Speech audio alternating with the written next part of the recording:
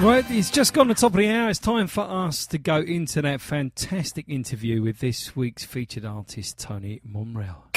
This is Sound Fusion Radio. Hey, what's happening, people? This is Tony Momrelle, and right now you are tuned into The Breakfast Show with DJ Gloss on Sound Fusion Radio. Easy, easy, easy, easy. Hello? Hey, is that DJ Gloss? Hi, yeah, it's DJ Gloss. How you doing? It's, hey, what's up, man? Tony Momrelle. Hi, Tony. Really, really nice to hear from you, and thank you very much for calling. So, are you well? Yeah, really good, thank you. Really good. Busy, but, can't complain. Good. I'm glad that that all is well with you. Well, do you want to dive into asking some questions then? I'll start with a few questions with you. Yeah, that's fine, mate. That's cool. Okay, that's great. So you were born in 1973 and started singing at the age of 8. What was the main driver that got you singing at such a young age then, Tony?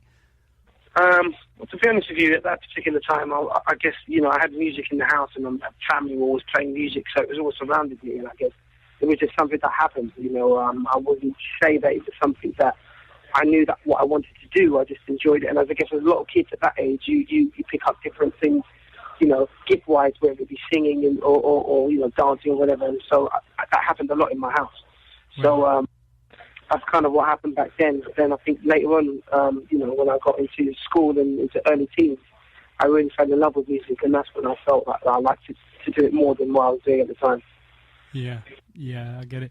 And I noticed that there was quite a church influence in your singing.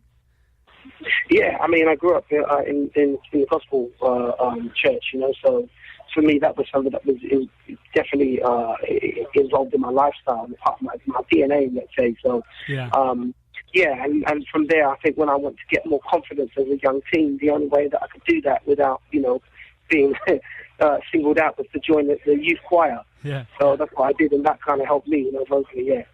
Fantastic. Wow. Well, yeah, and from the age of 13, you joined a hip-hop band. What are your memories of that? Well, the thing was, like I said, at that time, I was doing quite a few things. I wasn't really singing. At that age, I wasn't really thinking, this is what I want to do. I just was good at it. And then it just so happened that I started to do a little bit more. The hip-hop came out, and around that time, hip-hop, took over. And had such a big impact in the scene for youth as well as the music scene. It was such a big phenomenon that it was just incredible. Everything you heard was related to hip hop. So as a kid, that's what it was. It was body popping, breakdancing, b-boying, and then rapping. And then it just so happened that when I was at school, a friend of mine who knew that I was good at freestyling and rapping told me, listen, there's a DMC championships going on. You need to be there. So I flunked school for a day, went up to London with him, and just went in for it, like, for the heck of it, and came third, not knowing, anything about it. Wow. But that was kind of cool. And then basically from there, I met a couple of guys that were also at the actual place, and we got talking and everything else. And actually the BBC, but then they approached me about doing a TV show, talk about rapping. It was a TV show on BBC called The Lowdown. And subsequently from that, I met some guys that also were into it, and we formed a little group. And we did a record deal with Music Alive. It was a great moment for me at that time. Oh, sounds fantastic, Tony. That's brilliant. Wow. And then from about the age of 18, your professional break came. What was your first professional break then around that time? Well, at that time, I started singing. That's when I was in the choir and I was singing a lot more. And at that time, I knew that that's what I wanted to do. I wanted to become, be a professional singer. But I think a few years after that, that's when my first break came. And, I've been in studios and a few little local things, but in terms of something mainstream, a friend of mine at the time, I was working, I got a job. And although music is what I wanted to do, I was like at the time thinking, well, I need to have something under my belt and make sure that I've got something else to sustain me. And I can't just live the dream of trying to be a musician just in case it doesn't work. So I had a job, and a friend of mine hit me up and called me and said, listen, I've got a session. And I said, look, I don't really do that anymore. And he goes, no, it's a really good one, and you're perfect for it. And I still stress, look, I've got a good job now. I'm not really that interested in doing that. And he said, look, we'll move it to the weekend, so it's going to be great. And, cut a long story short, he convinced me. And I only said yes because he told me he was going to be there, so it would be a very easy process. Anyway, I turned up at the studio one Friday evening at Olympic Studios that used to be in Barnes. Went to Studio A, opened the door, and sitting on the couch with her producer, Gloria Estefan. Wow. So that was my first kind of like, me putting my foot into the water, really. How awesome must that have been? Because Gloria Estefan, and you had no idea until you walked in? No, I didn't have no idea. I think that was his way of letting me know how much confidence he had in me. Wow. And he wasn't even there. He didn't even turn up. So yeah, it was something that was really good.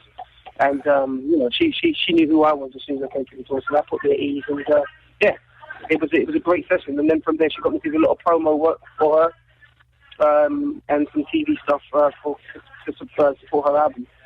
That's amazing. Wow. And you've worked with some real sort of big household names, Elton John, for instance, Robert Palmer and Beautiful South. I mean, can you tell us a little bit about some of those, maybe some highlights of working with various artists? Yeah, I mean, all of these were like, a lot of studio stuff, Beautiful South. I did a lot of some live shows with them, festivals. And then, Elton again, it was for a record and a session, as well as, I sang for his birthday party, and that was really cool. A lot of those events for me, they were great. But I guess at the time I was just really happy to be singing, and actually the company that I worked for, they were so proud of me that they allowed me to kind of work around work hours in order to get on TV and do some of the stuff I was doing. So they really supported me. But all of those times were just amazing times. The people there were just incredible. It just gave me the kind of confirmation that long term, this is what I wanted to do. Wow. Yeah, and such wonderful names as well. And then, of course, you did, about 10 years with Bluey and Incognito, didn't you? Yeah, well, actually, I'm still part of Incognito. Yeah. Been doing that. That was a great opportunity. A friend of mine at the time who was in the band called me up and said, listen, Bluey's looking for someone to do some vocal arranging and some extra vocals on a new album they were looking to record. So I was like, wow, okay, cool, I'll be definitely up for that. Got to the studio and they played me some tracks, and I listened to it and I came up with some vocal ideas. And when Bluey heard my voice, he dropped to his knees and put his hands in his ear and shouted, "This is the voice I've been looking for." Wonderful. So which was really cool. Then he got into his management, called them up and said, "Listen, I've got this guy. I want him in the band. I want him to join the tour, but just for paperwork reasons and visa applications, it wouldn't happen in time for me to be able to get all that through it and then join the band." So I wasn't able to join them at that time, but he said, "Look, I promise you, as soon as we finish this tour, you're in the band." Wow. Which was great. And so, that's basically my connection to Sade. Because when they went into the studio to rehearse for the tour, in the next studio was Sade auditioning for a new member of her band. And Bluey bumped into her, and they knew each other over the years, and she said that she'd been there looking, rehearsing, but also looking for a new member for a couple of weeks, doing auditions. And Bluey asked, could he see the list of names? And he went through the list and said, look, the guy you want, his name is not on this list.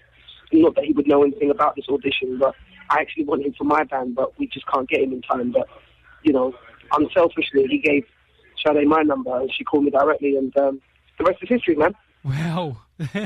another just sort of sequence of events that, unless we'd asked the question, we'd never know about it, Tony. And that's what I love about talking straight to the artists and, finding out how things really are. It's wonderful.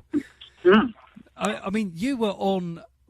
you're on at least 7 albums, I think, with Incognito. I think it was about 7. That I read. I think it's 7 or 8 now, yeah. Yeah, wow. I mean, the awesome transatlantic RPM, Bees and Things and just beautiful albums. And yeah, I mean, I was standing right next to Bluey at the Portobello flyover. We had a little chat only about 2 weeks ago, actually. Great. Oh, really? Guy. Yeah, and I've interviewed him as well. So yeah, okay. Yeah. So he's a great guy, Bluey, and just love that. So your voice is likened to a modern day Stevie Wonder. What do you feel about that? Well, some people when they ask me, they're a little bit apprehensive of asking me, or stepping on eggshells, but the reality of it is that growing up as a singer, and it's really important actually, because growing up as a singer, Growing up where I grew up in church, you know, the whole gospel scene, well, you know, Stevie, the whole Motown, the whole sound is Detroit. Yeah. And so there was a lot of gospel singers. Even though I knew who Stevie Wonder was as a kid, I didn't have much of his stuff. My uncles and stuff, I had a lot of his records, had it in the house, but we had a lot of other gospel artists as well. But all of them were from Detroit. The Winans, Commission, Fred Hammond, all of these bands, they all came from Detroit. Yeah. And they all had that similar tone. And it was just like in my late teens, well, a lot of people said, no, you sound a lot like Stevie.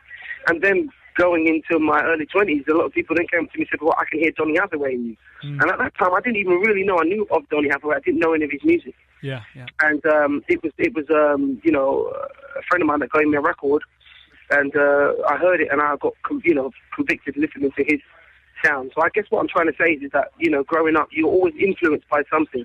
Yeah. And no matter what part of the walk of life it is, whether you're a carpenter, a builder, an electrician, a singer, a footballer, a gymnast, you have someone that you know, draw inspiration from. That's that right. you want to be like. You know, every kid back in the day wanted to be a Michael Jackson or wanted to be able to moonwalk. And they used him as an inspiration. If you look at, you know, Justin Timberlake and many other artists, Neo, they all look at Michael Jackson, Chris Brown, they all talk about Michael Jackson as their main influence. Yes, yeah. So, again, yeah, Stevie was definitely one of them, and also Donny Hathaway and a lot of the gospel artists I mentioned. Yeah, I mean, Stevie, for a lot of artists, is a very good influence, but I can hear Stevie, and in fact, now you've said it, I can hear Donny Hathaway in your voice, and yeah, actually, that's a very good couple of parallels there. And you received a phone call from Stevie Wonder once, didn't you? Yeah, I did. We were in Japan doing a tour, and Mesa, Incognito, she used to sing for Stevie. Yeah. He used to be part of his band, and when he was doing the Jungle Fever album and tour, she was involved in that. And obviously, you know, she's still in contact with him. And at the time, we released the album Life. Sorry, what was it called again? It was called Adventures in Black Sunshine. And there's a song on it called Close My Eyes that I sing. And anyway, Mesa called me to her room. It's urgent, so I quickly came down to her room, and she just passed the phone over to me. And on the phone was Stevie singing the same song back to me that I sang on the record. So that was really cool. Just to say he was a big fan of my voice and really liked my style and stuff. And, you know, what do you say to someone like that? And so all I could do was, well, say, you know, I like you too. In embarrassment. And then, you know, okay, great, I've got to go. We put the phone down. So, yeah, it was a very surreal moment, but one that I'll always remember. And since then, I've met him a few times. And, you know, he's a big fan of Incognito and some of the stuff also from Real People, and he really loves our version, his favourite version actually of Golden Lady, so yes. I was very happy to hear that too, so yeah, it's good. Wow, yeah, that's really great. And hearing the story, it's so much better hearing it from you than reading it on a biography or something like that. Yeah. It's got a lot more feeling to it. So really, that brings us to the latest EP, Fly, which is due for release next month. And that's right. Yeah. So what was the inspiration on Fly? And tell us all about it. Well, basically, the situation with Fly was, you know, I had so much material for the album that I'm working on.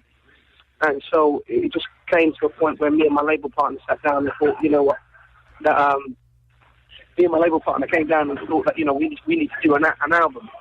But more of an EP, just some stuff that just to put out there to fill the gaps of the album. So what happened was I just thought, wow, I've got all these songs, and some of the songs are not going to work for the album now, because, you know, when you're working on something's changed, it grows, it develops, and the sound changes. And I thought, wow, I want to go somewhere else with my album, and it's taking its natural shape now. So for the EP, I think it's just cool to put some flavours out there. It's not necessarily where the album is fully going, but it's some flavours that you'll catch my personality, my character throughout the songs, as well as it's something just to kind of fill the gap between now and my album, in the hope that, you know, radio will take to it, as well as people will, you know, keep my name on people's lips and in people's ears, you know. Well, we've got the whole EP here at Sound Fusion Radio, and we've been playing some of the tunes on it in rotation, and we'll be obviously stepping that up when we do your feature to incorporate all of them. But you know, I just love the drum work on Fly. I love the Real People remix of it as well. I mean, the Soulful House, just fantastic. Thank you so much. I play a Soulful House show on a Thursday night, and it's back-to-back in the mix, and that's just the kind of tune, that Fly Real People remix that we have in that show. We already had your tune in the show, so it was brilliant. Absolutely loved it. Oh, that's great, man. Yeah. It's really nice to hear. Thank you so much for that. No problem at all. Spotlight, cool and laid back. What's the story on that one? Listen, you know what? It's really funny, but I was actually in the studio with one of the guys that I write with, and he was playing some tracks for a project that we were writing on, actually. And I listened to this track back and forth, and it kept going round, and played a few other tracks. And I went back to that one. I was like, you know what? We can't use this for this act. Well, I'm keeping it. And I took it away with me, and Incognito at the time were about to go on a Brazilian tour. So we went to Brazil. Yes. And I remember with the guys we went out to this bar, stroke restaurant, and while we were there, we were just chatting, and it was really funny because an Incognito song that I sing came on, and some of the guys in the band were like, "Hey, Tom, that's you." So it drew a bit of attention, and it was all cool. And across the way, I saw this girl, and she was really stunning, but it wasn't so much that; it was that she was really relaxed, really chilled, oblivious to the kind of like surroundings around her, just really with her friend, Yes. And there was a few people trying to get her attention, talking to her, but she was just really being polite and getting on with it. She wasn't playing up or flirting in any way, anything like that. So, but I was just looking at her, and I was starting to like think, wow, this is really cool. You're really a cool person. You're very modest, you're really relaxed, and I like that vibe so much that it gave me the idea for the song. And so the idea of Spotlight was like, Spotlight is on someone that came into a place and all eyes are on her, and she doesn't kind of know it. And so I wanted to kind of, convey that within a song, and obviously lead the main character and make it work that way. So that's how that came about. Wow. There you go. It's a lovely tune, and I must admit, it's a real like for me. I really, really enjoyed that one. Absolutely. I mean, I enjoy them all, but that one really sort of jumped out and bit me. It's great. Loved it. Yeah, good. Yeah. Do you mind if I ask you a little bit more about some of the other tunes? Is that okay? Mm-hmm. Okay. Sure. Get On Up. It's kind of got that hip-hop backbeat. I guess that's on purpose. I mean, is there a bit of history going on there? Mm-hmm. That is something that, again, when I was saying to you that I did hip-hop and was in a rap group, and the idea of the EP is just to give some flavours of my personality and what I'm about. Yeah. But I wanted something like that, and I did that with Matt Cooper from Incognito.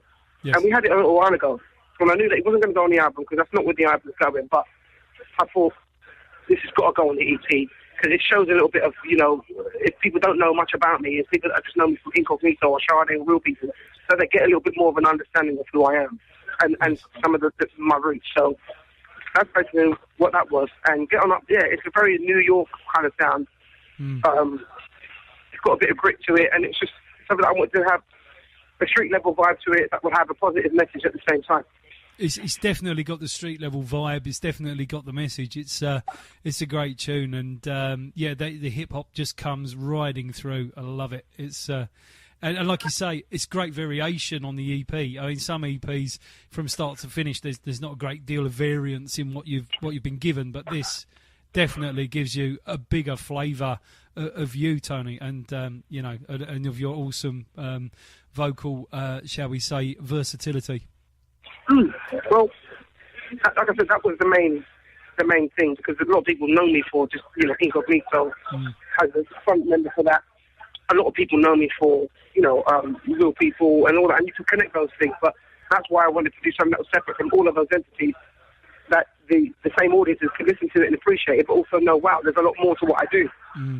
That will take them on the journey for the album, because the album is a lot more deeper, a lot more artist driven, and a lot more song-based. So, for that reason, it was like, well, I want you to be introduced to something different, because that's where I'm going for my album, in terms of, it's not going to be Incog, it's not going to be Real People, it's not going to be any of those things, It's going to be you. It's going to be me. It's going to send it to those audiences, but it's going to be me. Yeah, brilliant. So when's the album set for release? Any ideas, Tony, on that one at all? No release dates as yet, but we are looking, if we can, to get it done and released by early summer. Wow. Next year. Yeah. Well, there's a lot of work involved, as I appreciate. Perhaps not so many of the listeners do, but I know the level of work involved in the creation of these albums. So, they're not things that appear overnight, as people seem to think they are, if you know what I mean. So, awesome amounts of work. Everything's All Right. There's a story going on there, Tony. Is that story a real life thing? Is that something that you've just put from real life into a song, or? Kind of. I mean, to be honest with you, when I write stuff, I always like, I do the third person thing a lot, as well as I take bits of me as well and put it in it. Yes. Yeah. But I think that was something I wanted to do, a song that was a summer song that at the same time was light and had a nice groove about it, but it was purely about a woman, but at the same time just about how good things are. And no matter what goes on or however I may feel on a low point, that person makes me feel good and lets me know everything's all right. And so that's what it was, really. Wonderful. There you go. Yeah. And the acoustic guitar behind your vocal on Here It Is, that really works for me. I'm loving the sound of that. Oh, cool, man. Yeah.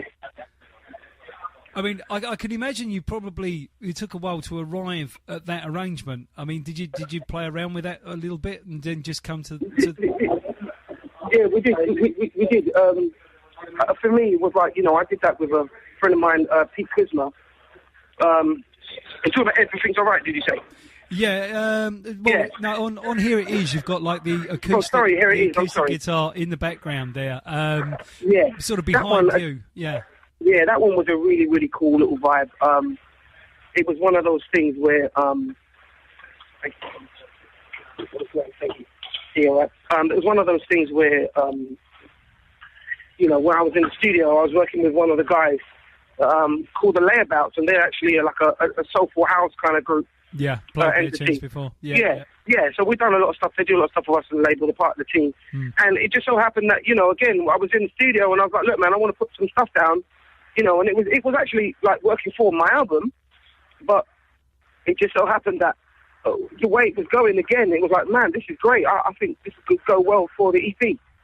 And put it on there, and just again have something that was broken down and have it as about a woman again and being third person or being someone that's in love with someone from a distance.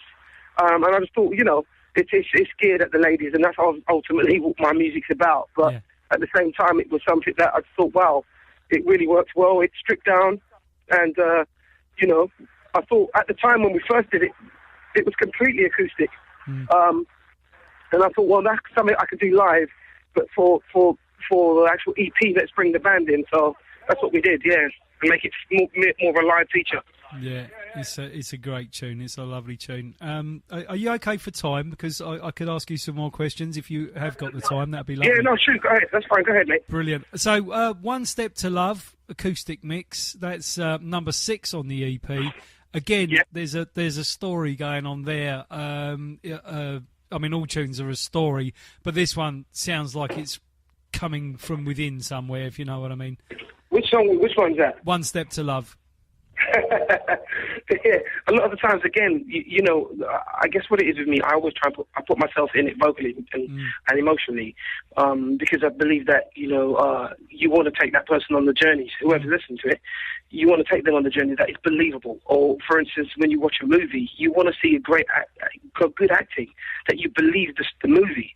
And then everyone goes back afterwards to their normal lives. And that's kind of what I do with my music. I'll always put a piece of me in it, but it's never all of me. It's just a fraction. So with that song, again, that was originally for the Layabouts' album. Yeah. And then we decided to do the acoustic version of it, which just went down really well. And I just thought, you know what, as a bonus, let's just throw that on the EP because it's really cool. And, it's got another side to who I am. I'm glad you did because it's another great tune. I mean, the seven tracks on that EP, absolutely love them all, and I'm really pleased we've had a chance to talk about them all too. That's great. Oh, cool, man. So what are you doing with Sade then? What's going on there? What's? I mean, at the moment we're just taking a break. We did a long, nearly 2-year tour with all the promos as well as the touring involved.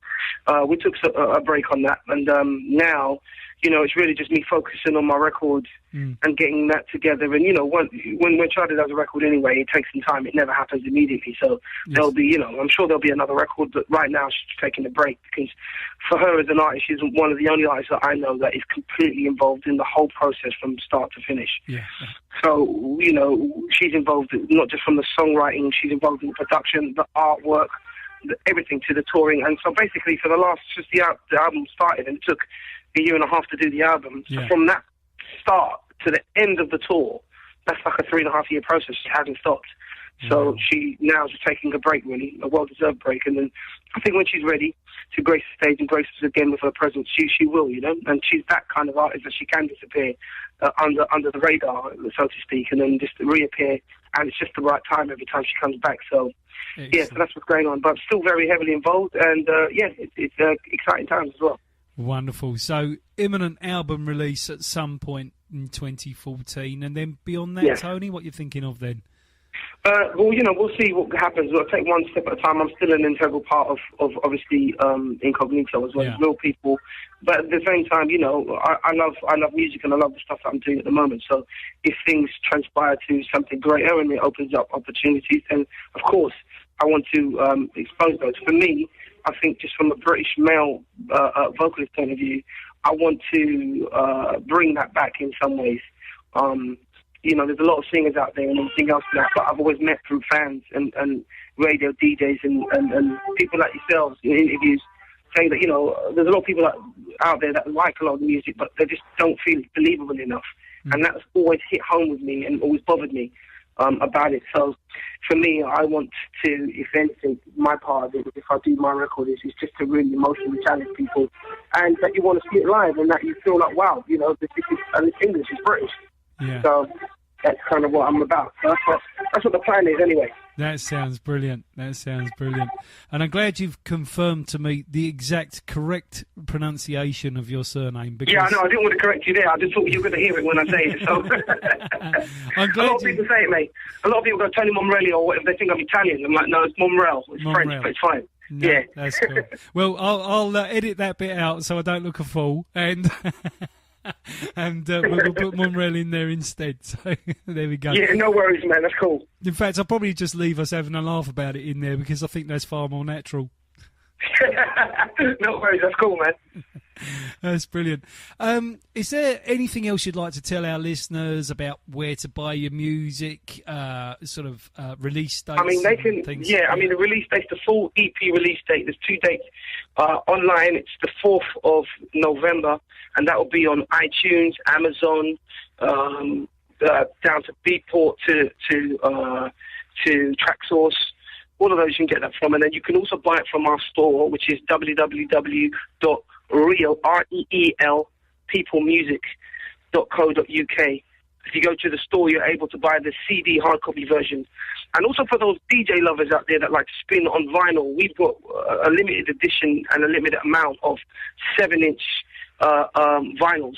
Brilliant. Of Spotlight and Fly. So that's what's going down. Well, that's going to please the DJs for sure that still love the vinyl. And yeah, and you can also let your listeners know as well that I'm going to be doing a solo exclusive performance in conjunction with the London Jazz Festival.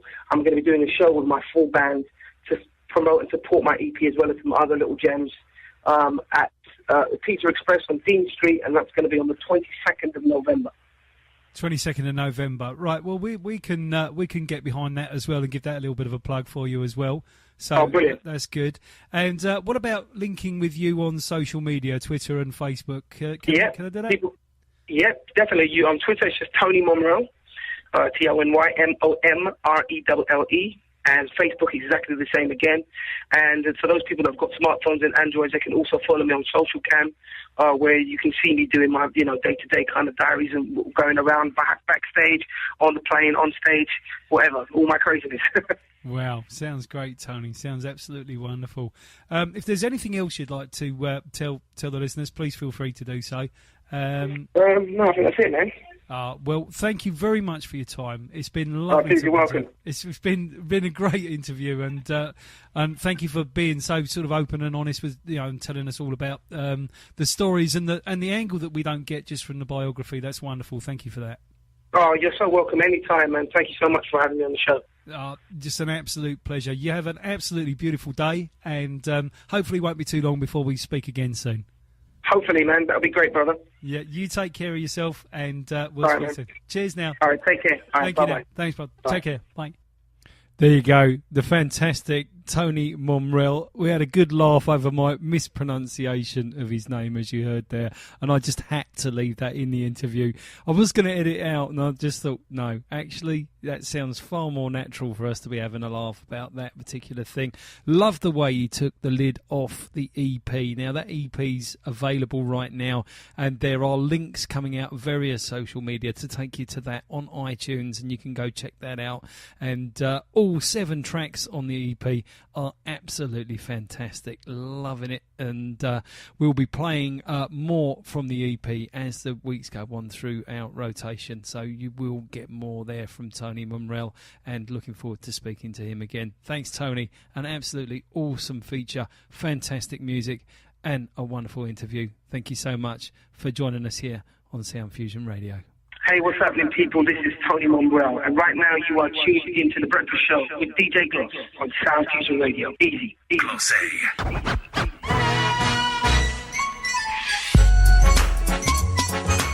This is Sound Fusion Radio with DJ Gloss.